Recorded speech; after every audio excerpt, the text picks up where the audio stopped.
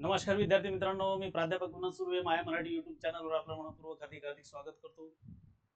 मित्रहो, मराठी व्याकरणाचा विधेय पूरके हा अतिशय महत्त्वाचा भाग आहे आणि विधेय पूरकावर आता प्रामुख्याने आपण पाहतो की एमपीएससी, सरळ सेवा, पोलीस भरती यावरती हमखास एक प्रश्न असतो आणि तो प्रश्न बऱ्याचशा विद्यार्थ्यांना गोंधळात पाडतो, कन्फ्युजन करतो. तर मित्रहो, विधेय पूरके नेमकं काय आहे आणि विधेय पूरके समजून घेण्यासाठी नेमक्या कोणत्या गोष्टी महत्त्वाच्या असतात हे आपल्याला आज शिकायचं आहे. परंतु याला सविस्तरपणे आपण चर्चा करण्यासाठी, त्याचं विश्लेषण करण्यासाठी जाणार आहोत. तत्पूर्वी जे विद्यार्थी आज आपल्या चॅनलवर नवीन असतील, नव्यानच व्हिडिओ बघत असतील, ज्यांनी आतापर्यंत ही चॅनलला सबस्क्राईब केलं नसेल, लाईक केलं नसेल, शेअर केलं नसेल, तर मित्र हो अवश्य करा. बघूया आपण विधेय पूरके. विधेय पूरके हा जो भाग आहे, हा भाग परीक्षेच्या अनुषंगाने अतिशय महत्त्वाचा असल्यामुळं आपण वळूया त्याकडे. विधेय पूरके.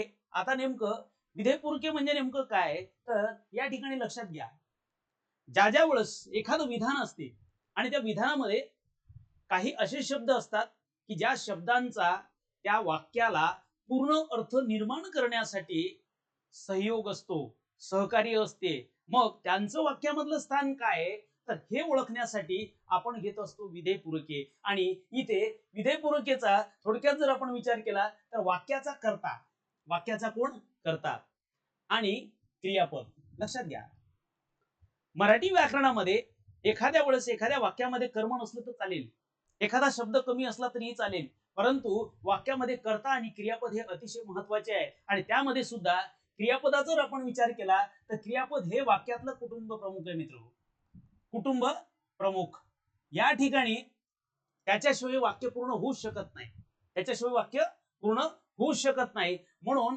लक्षात घ्या, तो वाक्यातला कुटुंब प्रमुख असतो. कोण असतो? कुटुंब प्रमुख. मग जेव्हा वाक्याचा अर्थ पूर्ण करण्यास असमर्थ ठरतात, आता मी तुम्हाला सांगितलं की वाक्यामध्ये कर्म नसलं तरी चालेल, एखादा शब्द कमी असला तरी चालेल, पण कर्ता आणि क्रियापद असावंच लागते. पण कधी कधी मराठीतली अशी काही वाक्य असतात की ती वाक्य, जसं की आपण या ठिकाणी एक उदाहरण घेऊया, तो निघाला.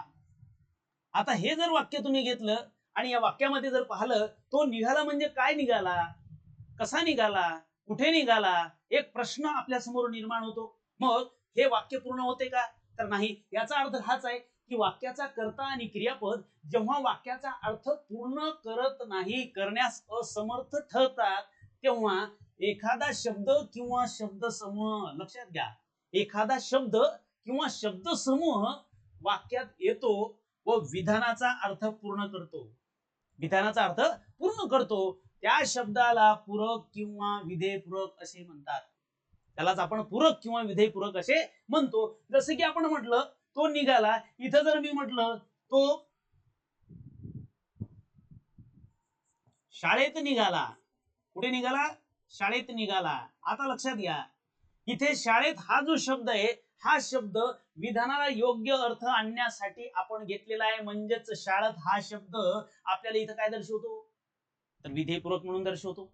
मग असेच काही वाक्य रचना असतात की ज्या वाक्यामध्ये आपण पाहतो की काही शब्द घालण्याची या ठिकाणी गरज असते, ते शब्द वापरण्याची आवश्यकता असते आणि ते शब्द आल्याच्या नंतर एक विधानाचा योग्य अर्थ आपल्याला भेटतो. मग ज्या शब्दामुळे भेटतो त्यालाच या ठिकाणी पूरक किंवा विधेय पूरक असे म्हणतात. मग जेव्हा एकाच वाक्यात दोन कर्मे असतात तेव्हा त्यातील अप्रत्यक्ष कर्म हे विधेय पूरक असते. दोन कर्म ज्यावेळेस आलेली असतात. आता त्याच्या संदर्भात आपण एक या ठिकाणी उदाहरण पाहूया आणि पुढे जाऊया. तर बघा,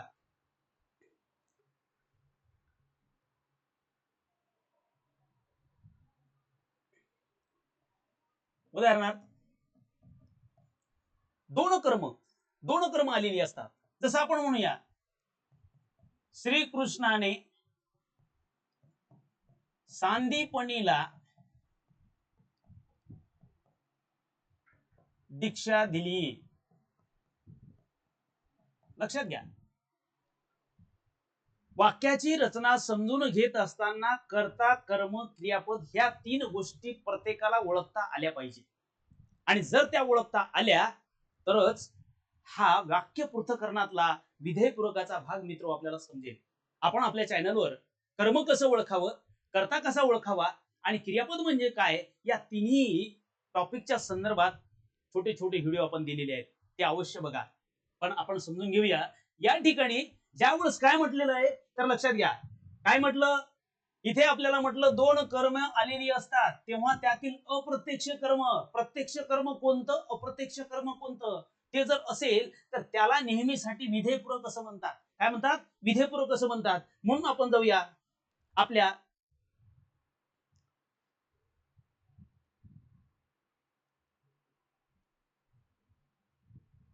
श्रीकृष्णाने सांदीपणीला दीक्षा दिली. श्रीकृष्णाने सांदीपणीला दीक्षा दिली. या ठिकाणी जर क्रियापद कोणतं आहे तर ते क्रियापद आहे मित्र दिली. कोणतं क्रियापद आहे? दिली. आता या ठिकाणी या क्रियापदामधला मूळ जर आपण धातू घेतला तर तो आहे दे. कोणता आहे मित्र? दे. दे या शब्दाला नारा नारी नारे प्रत्यय लावा, प्रश्न कोण न विचारा वाक्यातला आपल्याला करता भेटतो. म्हणजेच या ठिकाणी म्हणूया देणारे कोण, देणारे कोण, देणारा कोण आहे मित्र तर श्रीकृष्ण आहे. कोण आहे वाक्यात? श्रीकृष्ण. श्रीकृष्ण वाक्यामध्ये काय आला? करता आला. कर्त्याची क्रिया पुढे जाऊन ज्याच्यावर घडते सोसण्याचं कार्य जो करतो त्याला कर्म अशी म्हणतात. काय म्हणतात? कर्म अशी म्हणतात. मग दे या धातूला आपण न्याची प्रत्यय लावूया आणि क्रिया कोणावर झाली असा प्रश्न करूया. क्रिया कोणावर झाली असं जेव्हा आपण म्हणतो तेव्हा वाक्यातला आपल्याला कर्म भेटते. काय भेटते? कर्म भेटते. मित्र हो, कर्म असंच भेटत नाही. कर्म शोधण्यासाठी आपल्याला काय करावं लागते तर दे या धातूला न्याची प्रत्यय लावावा लागतो. क्रिया कोणावर झाली ते विचारावं लागते, त्यावेळेस आपल्याला वाक्यातलं कर्म भेटते. म्हणून आपण वापरूया देण्याची क्रिया कोणावर झाली. मग देण्याची क्रिया कोणावर झाली तर एक आपल्याला दिसते दीक्षावर झाली, दुसरी आपल्याला दिसते ती सांदीपणीवर झाली. कोणावर झाली? एक सांदीपणीवर, दुसरी दीक्षावर. मग लक्षात घ्या या ठिकाणी सांदीपणी आणि दीक्षा दोन कर्म आलेली आहेत. किती कर्म आली? दोन कर्म आलीत. या दोघांना सुद्धा आपण या ठिकाणी काय म्हणतो तर कर्म म्हणतो. काय म्हणतो? कर्म असं म्हणतो. कारण की इथे दोन कर्म आल्याच्या नंतर जो आपण मुद्दा वाचला तो मुद्दा काय होता तर तो मुद्दा असा होता मित्रो, तो असा मुद्दा होता की दोन कर्म असतात त्यावेळेस त्यातील अप्रत्यक्ष कर्म. कोणतं कर्म? अप्रत्यक्ष कर्म. मग अप्रत्यक्ष कर्म आता कोणतं आहे तर ते आपल्याला पाहायचंय. ते पाहण्यासाठी आपण पुन्हा बघूया. देणारा श्रीकृष्ण, श्रीकृष्ण वाक्यातला करता. श्रीकृष्णाची क्रिया पुढे जाऊन कोणावर घडली? एक घडली सांदीपणीवर, दुसरी घडली दीक्षावर. म्हणजेच या दोन वाक्यामध्ये दोन कर्म आलीत. पण आता प्रत्यक्ष कर्म आणि अप्रत्यक्ष कर्म कोणतं? बरोबर आहे. असाच मार्ग भेटत नाहीये. मार्ग मिळवण्यासाठी आपल्याला व्यवस्थित जावं लागते आणि हळूच एक रट्टा आणि दणका द्यावं लागते आणि तो दणका जर बरोबर बसला रे बसला तर एक मार्क भेटला रे भेटला. म्हणून इथं आपण सांदीपणी हे कर्म, दीक्षा हे दुसरं कर्म. मग दोन पैकी प्रत्यक्ष अप्रत्यक्ष कर्म कोणतं तर सरळ सरळ आहे मित्र. मी तुम्हाला सांगितलेलं आहे की या ठिकाणी ज्या वेळेस व्यक्तिवाचक असते, व्यक्तिवाचक असते त्यावेळेस त्या कर्माला काय म्हणायचं आणि ज्या वेळेस ते वस्तुवाचक असते तेव्हा त्याला काय म्हणायचं लक्षात घ्या. ज्यावेळेस आपण म्हणतो की इथे व्यक्तिवाचक असते, व्यक्तिवाचक कर्म म्हणजे हेच अप्रत्यक्ष कर्म असते. कोणतं कर्म असते रे? अप्रत्यक्ष कर्म असते. या ठिकाणी ज्यावेळेस वस्तुवाचक असते तेव्हा ते प्रत्यक्ष कर्म असते. कोणतं कर्म असते? प्रत्यक्ष कर्म. मग आता दोन्ही मध्ये आपल्याला शोधायचंय की दीक्षा हे व्यक्तिवाचक आहे का वस्तुवाचक आहे तर दीक्षा आहे काय? वस्तुवाचक. काय? वस्तुवाचक. मग वस्तुवाचक कर्मालाच इथं कोणतं कर्म म्हणतो आपण? प्रत्यक्ष कर्म म्हणतो. पण या ठिकाणी आपल्याला काय सांगितलं? अप्रत्यक्ष कर्म. अप्रत्यक्ष कर्म म्हणजे या ठिकाणी सांदीपणीला हा जो शब्द आहे हा शब्द आपल्याला दर्शवतो अप्रत्यक्ष कर्म. कोणता कर्म? अप्रत्यक्ष कर्म. मग या ठिकाणी आपण म्हणूया अप्रत्यक्ष कर्म. अप्रत्यक्ष कर्म हेच वाक्यामध्ये विधेयपूर्वक आहे. काय? विधेयपूर्वक. मग विधेयपूर्वक होण्यासाठी जेव्हा वाक्यामध्ये दोन कर्म आलेली असतात तेव्हा त्याच्या अप्रत्यक्ष कर्माला विधेयपूर्वक असे म्हणतात. लक्षात आलं? चला पुढे. विधेयपूर्वकाचे तीन प्रकारही असतात. किती प्रकार असतात मित्र तर तीन प्रकार असतात. एक असतो कर्म व कर्मपूरक, दुसरा असतो विधी व विधानपूरक आणि तिसरा असतो आधारपूरक. हे तीन प्रकार असतात. आता या तीन प्रकाराचा आपल्याला सविस्तरपणे अभ्यास करायचा आहे आणि तो आपण करूया पुढे. लक्षात घ्या, कर्म व कर्मपूरक. कर्म व कर्मपूरक म्हणजे काय? ज्याच्यावर कर्त्याची प्रत्यक्ष किंवा क्रिया घडते ते कर्म असते. ज्याच्यावर कर्त्याची प्रत्यक्ष क्रिया घडते ते काय असते? कर्म असते. क्रिया सोसणारे किंवा भोगणारे कर्म असते. कर्म सुद्धा पूरकाचाच एक प्रकार आहे, म्हणून त्याला कर्मपूरकही म्हणतात. काय म्हणतात? कर्मपूरक असं म्हणतात. मग इथं कर्मपूरक म्हणण्यासाठी पहिल्यांदा कर्म काय आहे हे आपल्याला ओळखावं लागेल. मग ओळखण्यासाठी इथे आपल्याला एक उदाहरण दिले बघा. अभयने स्वराचा पतंग कापला. अभयने स्वराचा पतंग कापला. अभयने स्वराचा पतंग कापला. लक्षात घ्या, इथे आपण दुसरं एक उदाहरण घेऊया. रामने झाडाचा आंबा तोडला. काय केला? रामने झाडाचा आंबा तोडला. मग इथे अभयने स्वराचा पतंग कापला. इथे आपण पाहतो पतंग हे कर्म आहे, पण ते कर्म आलं कसं त्याच्यासाठी आपण पाहूया. पहिल्यांदा कापला हे वाक्यात काय तर काय तर ते आहे क्रियापद. काय मित्र? क्रियापद. या क्रियापदातला मूळ धातू कोणता आहे तर काय. काय या शब्दाला जेव्हा नारा नारी नारे प्रत्यय लावतो आपण तेव्हा वाक्यातला आपल्याला काय भेटते तर कर्ता भेटतो. म्हणजेच या ठिकाणी आपण म्हणूया कापणारा कोण, कापणारी कोण, कापणारे कोण. कापणारा कोण आहे? कोण आहे? तर या ठिकाणी अभय आहे. मग वाक्यातला कर्ता आपल्याला या ठिकाणी अभय भेटतो. याला म्हणूया आपण कर्ता. पण आपल्याला काय पाहिजे? आपल्याला काय पाहिजे? आपल्याला कर्म पाहिजे. काय पाहिजे आपल्याला? कर्म पाहिजे. कर्म म्हणजेच वाक्यातलं कर्मपूरक असते आणि त्यालाच आपण विधेयपूरकामधला एक पहिला प्रकार म्हणतो. म्हणून या ठिकाणी म्हणायचं अभयने. आता अभयने, कापणारा कोण? अभय. कापण्याची क्रिया कोणावर झाली? स्वरावर झाली का? नाही रे. स्वरावर कशी होईल? स्वराला तो कसा काय कापणार? मग कोणावर झाली तर ती झाली पतंगावर. कोणावर झाली?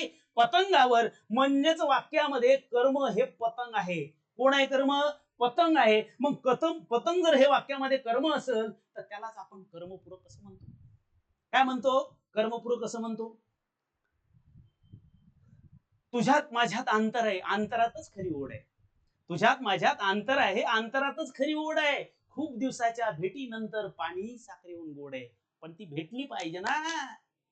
असं आहे ते. बघा इथं पतंग, पतंग वाक्यामध्ये कर्म आहे आणि कर्मालाच आपण या ठिकाणी काय म्हणतो रे? कर्म किंवा कर्मपूरक असे म्हणतो. काय म्हणतो? कर्म किंवा कर्मपूरक. दुसरं उदाहरण घेऊया. रामने झाडाचा आंबा तोडला. कोण तोडला? रामने. रामने झाडाचा आंबा तोडला. इथे तोडला हे वाक्यात काय? क्रियापद. क्रियापदातला मूळ धातू काय?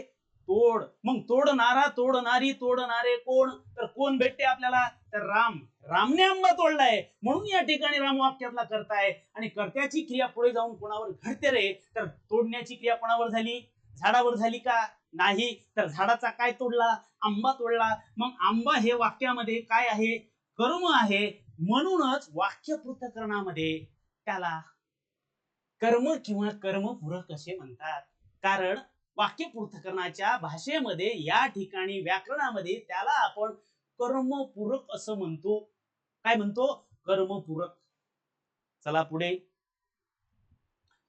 विधीपूरक हा दुसरा प्रकार. त्यालाच विधानपूरक असं म्हणतात. काय म्हणतात? विधानपूरक, विधीपूरक. मग आता पाहूया. विधीपूरक म्हणजे वाक्यामधील कर्त्याचे स्थित्यंतर.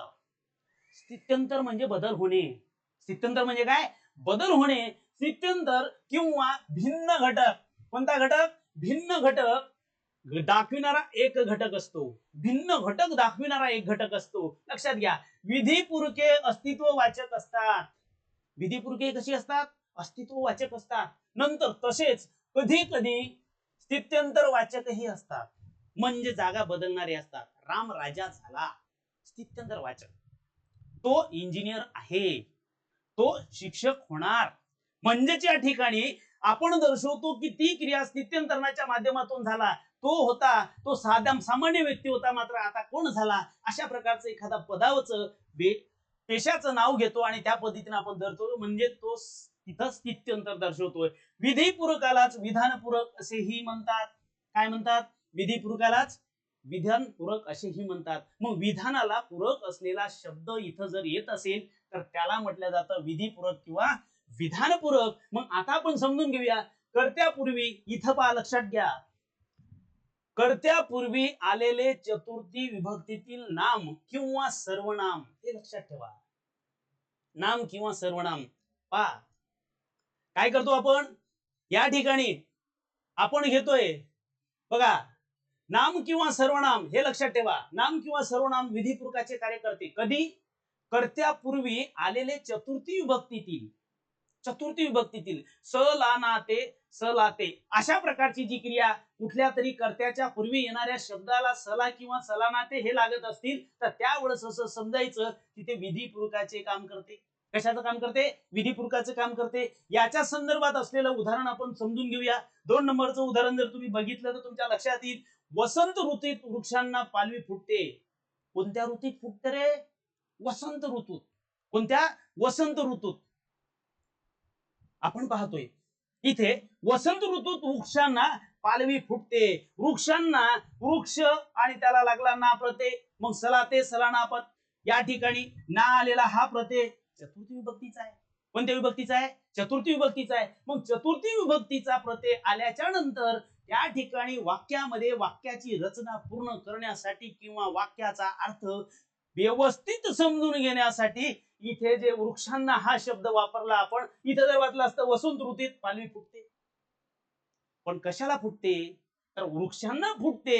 म्हणून इथं लागलेला ना प्रत्यय हा चतुर्थीचा आणि वृक्षांना हा शब्द, यालाच म्हणायचं विधानपूरक. काय म्हणायचं? विधानपूरक. नंतर आपण पाहूया. पहिलं आपल्याला मुद्दा स्पष्ट झाला. दुसरा मुद्दा असा आहे की वाक्याचा कर्ता व कर्त्यानंतर येणारे नाम. वाक्याचा कर्ता व कर्त्यानंतर येणारे नाम म्हणजेच थोड्या वेळासाठी समजायचं कर्त्याबद्दल अधिक माहिती सांगणारे शब्द म्हणजेच विधी विशेषण असतात. मग विधी विशेषण ज्या ज्या वेळेस वाक्यामध्ये येते तेव्हा तेव्हा त्याला आपण या ठिकाणी काय म्हणायचं? विधीपूरक, विधानपूरक. काय म्हणायचं? विधीपूरक किंवा विधानपूरक. तर त्यासाठी आपण या ठिकाणी समजून घेऊया. वाक्य नंबर 2. पहिलं, शिवाजी महाराज छत्रपती झाले. शिवाजी महाराज काय झाले? छत्रपती झाले. आणि 3 नंबरचं वाक्य, ती शिक्षिका आहे. कोण शिक्षिका आहे? ती आहे. म्हणजेच तिच्याबद्दलच या ठिकाणी अधिक माहिती सांगणारा शब्द शिक्षिका आहे. कोणता आहे? शिक्षिका आहे. कोण झाली शिक्षिका? ती शिक्षिका झाली. म्हणजेच या ठिकाणी ती हे या ठिकाणी नाम किंवा सर्वनाम आलं. तो वाक्यातला कर्ता आहे. तो वाक्यातला काय आहे? कर्ता आहे. आणि कर्त्याबद्दल अधिक माहिती सांगणारे शब्द मात्र कर्त्याच्या नंतर आले म्हणजेच विधी विशेषण आहे. आणि विधी विशेषण ज्या वेळेस येते तेव्हा त्याला म्हणतात विधानपूरक किंवा विधीपूरक. काय म्हणतात? 3 नंबर. काय? तिसरा आपल्याला कर्त्याची विविध विशेषणे ही विधीपूरकाचे कार्य करतात. कशाचे? विधीपूरकाचे कार्य करतात. आता इथे आपण वाक्याचा कर्ता, कर्त्यानंतर येणारे नाम दोघे एकाच व्यक्ती किंवा वस्तूला दर्शवित असतील तर कर्त्यानंतर येणारे विधीपूरकाचे कार्य करते. इथे सुद्धा त्याच पद्धतीने आहे. बघा, शिवाजी महाराज छत्रपती झाले. शिवाजी महाराज कोण झाले? छत्रपती झाले. म्हणजेच या ठिकाणी लक्षात येतं की शिवाजी महाराजच कोण झाले? छत्रपती झाले. म्हणजेच कर्त्याची विधी विशेषणे म्हणजे त्याच्यानंतर येऊन त्यांच्याबद्दल अधिक माहिती सांगणारे शब्द हे जर येत असतील तर त्यांनाच इथं आपण विधीपूरक किंवा विधानपूरक असे म्हणतो. लक्षात घ्या. स्थित्यंतर. काय झालं? स्थित्यंतर. मग आपण एखाद्या वेळेस म्हटलं की आपण उदाहरण घेतलं, या ठिकाणी अशोक सम्राट झाला. अशोक कोण झाला? सम्राट झाला. लक्षात घ्या. होणारा कोण रे? अशोक. अशोक हा कोण झाला? तर सम्राट झाला. मग मला या ठिकाणी सांगा, सम्राट आणि अशोक हे वेगवेगळे आहेत का? तर नाही आहे. मग काय झालं? साधा जो असलेला अशोक आहे तो मात्र त्याच्या शौर्यानं, वीरानं, लढवय्य वृत्तीनं आता मात्र तो सम्राट झालेला आहे. कोण झाला? सम्राट झाला. मग सम्राट हा शब्द अशोकाबद्दल अधिक माहिती सांगतो आणि कर्त्यानंतर येतो म्हणून त्याला या ठिकाणी काय म्हणतो आपण? विधी विशेषण. काय म्हणतो? विधी विशेषण. आणि जेव्हा वाक्यामध्ये अशा प्रकारचं विधी विशेषण येते तेव्हा त्याला या ठिकाणी विधीपूरक किंवा विधानपूरक असे म्हणायचे. काय म्हणायचे? विधीपूरक किंवा विधानपूरक असं म्हणायचं. एक जण म्हणाला, काय म्हणतो? तुला माझं म्हणता म्हणता मीच तुझा होऊन गेलो. तुला माझं म्हणता म्हणता मीच तुझा होऊन गेलो. आपण दोघे म्हणता म्हणता मी एकटाच राहून गेलो. मित्र हो, तसंच आहे. लक्ष द्या, व्यवस्थित समजून घ्या आणि योग्य मथळा काय आहे ते व्यवस्थित बघा, नाही तर मी एकटाच राहून जाईल अशा प्रकारचं मराठी व्याकरण होऊ शकते. म्हणून आपण जाऊया पुढे. विधानपूरक आणि विधीपूरक याच्या मधला फरक लक्षात आला असेल. पुढे जाऊया आपण आणि पाहूया या ठिकाणी नंतरचा भाग. आधारपूरक या ठिकाणी जो तिसरा प्रकार आहे.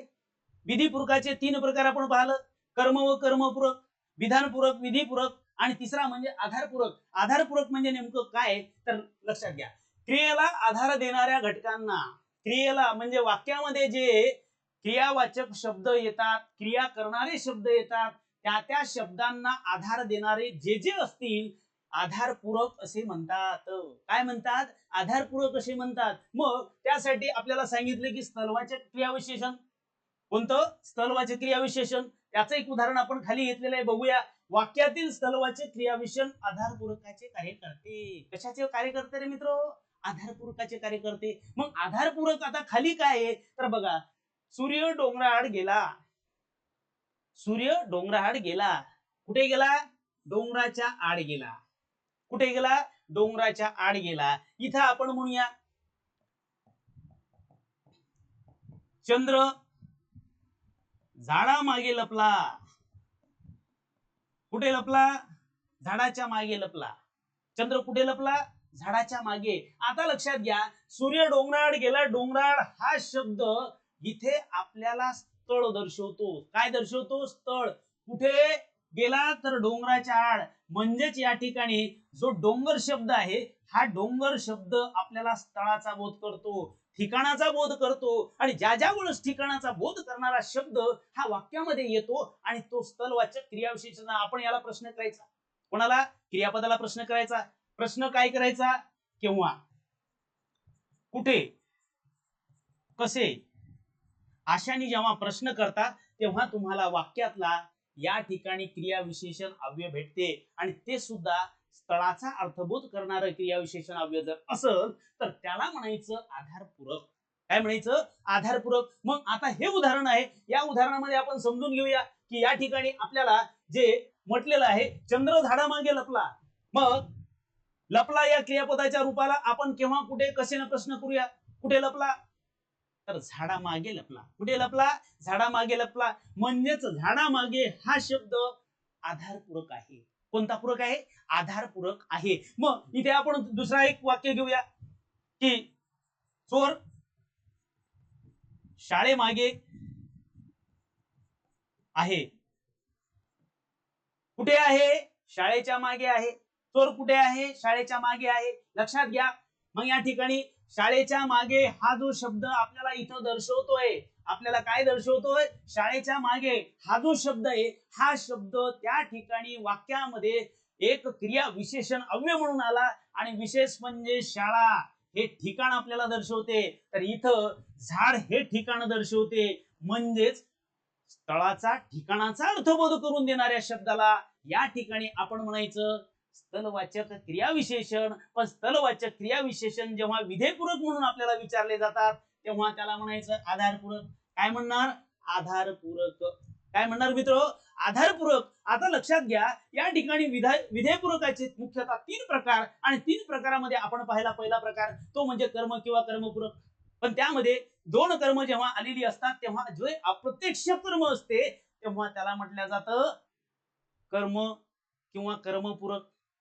नंबर 2, ज्या वेळेस वाक्य कर्त्याच्या नंतर अधिक माहिती सांगते किंवा जो कर्ता आहे त्याचं स्थित्यंतर झाल्याच्या नंतर विधिविशेषणासारखा तो आलेला असतो, त्याच्याच बद्दल, कर्त्याबद्दल नाम किंवा सर्वनामाची माहिती जर सांगत असेल तर तेव्हा सुद्धा त्याला म्हणतो आपण विधानपूरक किंवा विधीपूरक. पण ज्या वेळेस क्रियापदाला केव्हा, कुठे, कशाने प्रश्न करतो तेव्हा वाक्यामध्ये स्थळाचा अर्थबोध होत असेल आणि या ठिकाणी क्रियाविशेषणाची क्रिया दर्शवली जात असेल तर त्यावेळेस त्याला म्हणायचं आधारपूरक. काय म्हणायचं? आधारपूरक. तर या ठिकाणी कर्म विस्तार व कर्मपूरकाचा विस्तार हे कसं म्हटलं जातं तर ते पाहण्यासाठी आपण जाऊया या मुद्द्याकडे. आता लक्षात घ्या, कर्म विस्तार व कर्मपूरकाचा विस्तार म्हणजे नेमका कोणता विस्तार तर लक्षात घ्या, कर्मापूर्वी येणारा शब्द जर कर्माविषयी माहिती सांगत असेल आणि तो शब्द कर्मविस्तार कर्मपूरकाचा विस्तार असतो, कर्माची अधिविशेषणे कर्मपुरकाच्या विस्ताराचे कार्य करतात.